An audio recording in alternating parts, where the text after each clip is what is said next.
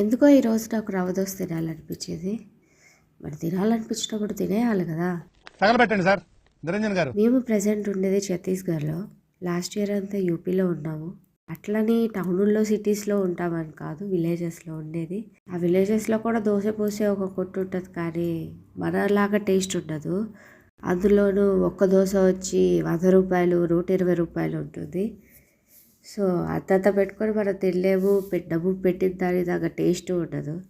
So ఇంట్లో చేసుకుందామని చెప్పి యూట్యూబ్లో ఒక 4-5 వీడియోలు చూశాను. వాళ్ళు చెప్పిన కొలతల ప్రకారమే పిండి కలుపుకొని దోశ పోయడానికి స్టార్ట్ చేశారు.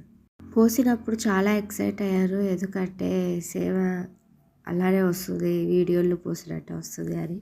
కానీ ముందు ఏమవుతుందో నేను ఊహించలేకపోయాను. బాగానే వచ్చింది కదా అని అనుకున్నా. తీరా చూస్తే దోశ అంతా ఇలా ప్యాన్కి అతుక్కుపోయింది, రాలేదు. సో మళ్ళీ యూట్యూబ్ ఓపెన్ చేసి వీడియోస్ చూస్తే వీడియోస్ కింద కామెంట్స్లో సిమ్లో పెట్టి రవ్వ దోశ వేయాలన్నారు. సో అందుకని మళ్ళీ ఇక లాస్ట్ అండ్ ఫైనల్గా ట్రై చేద్దామని చెప్పి సిమ్లో పెట్టి మళ్ళీ దోశ పోసారు.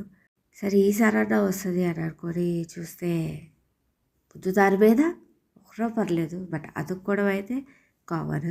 చేసే మూడు ఉత్సాహం సర్వనాశనం అయిపోతాయి. నేను ఎక్కడ మిస్టేక్ చేశానో నాకు అర్థం కాలేదు. ఈసారి మీ టిప్స్ ఫాలో అయ్యి నేను మళ్ళీ తప్పకుండా రవ్వ దోశ ట్రై చేస్తాను, వీడియో అప్లోడ్ చేస్తాను. ఎటు తప్పిపోయిందో, అసలు ఎక్కడ తప్పిపోయిందో తప్పకుండా కమెంట్ చేయండి. Thank you, bye.